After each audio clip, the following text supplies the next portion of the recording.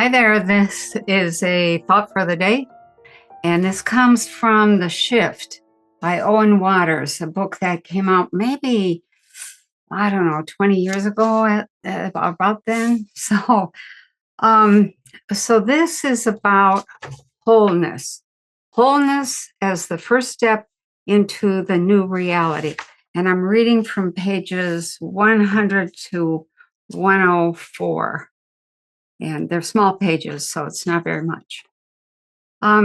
So the first manifestation of new reality consciousness is a trend toward wholeness. Wholeness comes from the integration of mind, body, and spirit into a synergistic harmony. Inner wholeness is basically integrity without the shoulds. Integrity, according to the dictionary, can mean wholeness, but it can also be interpreted in a way that carries a lot of baggage. This add-on baggage includes self-defeating concepts like should, try to, I'm going to try to, and high moral standards. All of these concepts are facets of old reality consciousness. The frequency of consciousness in the new reality is heart-centered. Unconditional love comes naturally. You need only let it flow through your heart and allow that energy to be who you are. When you shift to the higher consciousness of the new reality, the universe reorganizes itself around you to reflect that reality. Externally imposed rules are replaced by internal, love-based choices. That's exactly what happened, I might add. To become whole is to become harmoniously, fully functional. In such a reality, you treat yourself and others with unconditional love and care. To care less than that for yourself or less than that for others would mean being less than whole. The key word of the old reality was separation. The key word for the new reality is integration, as in a sense of wholeness.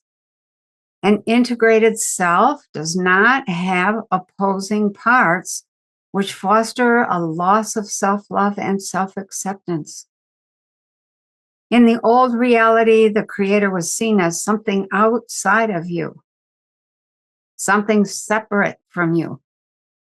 Physics today is proving that the universe is an interconnected whole and that separation is an illusion, as are the concepts of time and space.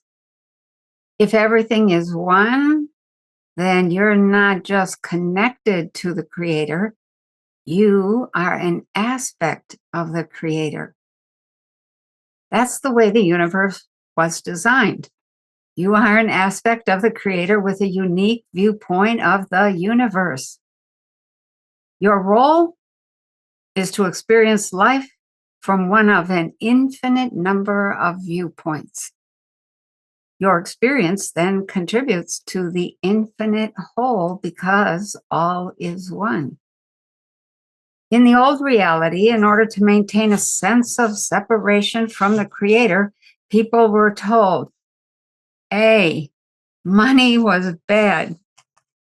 Money was the one thing that provided independence in our society, and a sense of personal power made people less controllable by others, and in particular, those who claim to represent the Creator.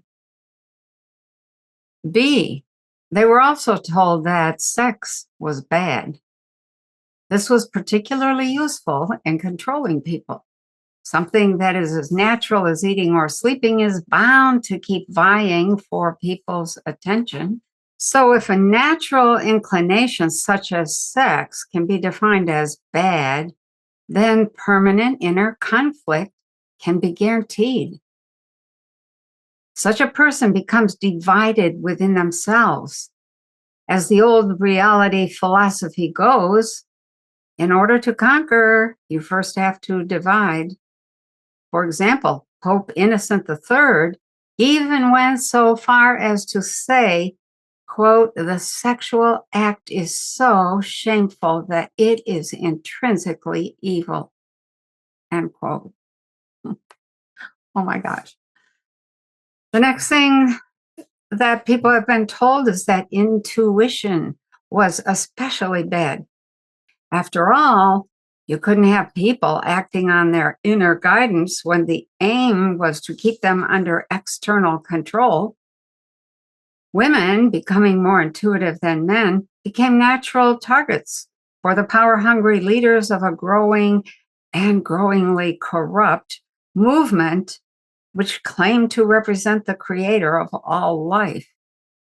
One of the darkest, fearful eras of history was created by redefining healers, herbalists, sensitives, and anyone who dared think for themselves as witches who were in league with a convenient, prefabricated, imaginary enemy.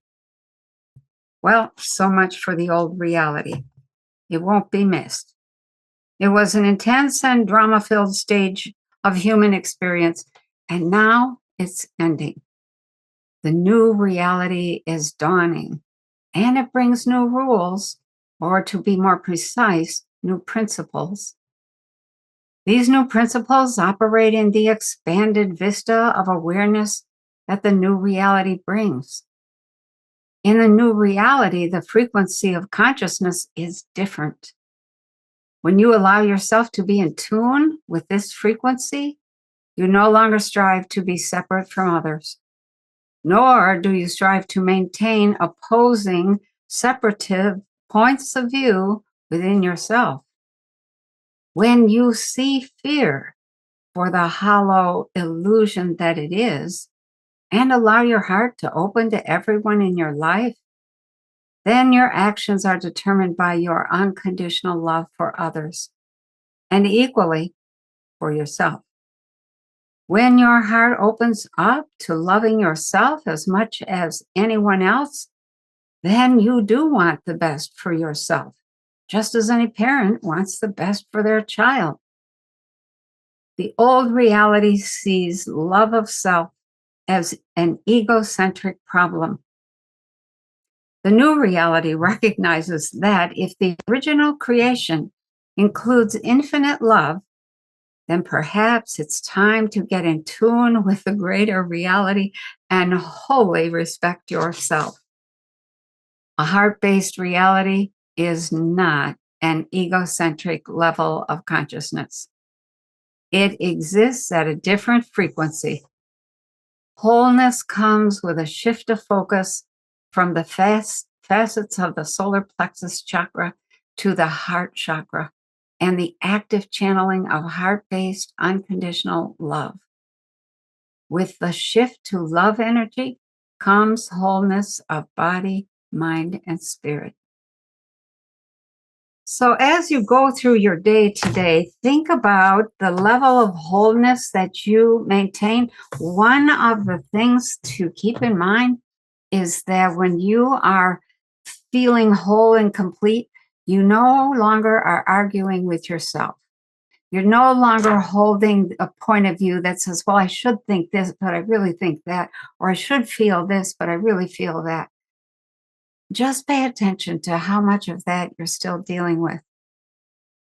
And then take all of that opposition stuff, set it aside, and just for the rest of the day, let yourself be who you are, complete and wholly yourself.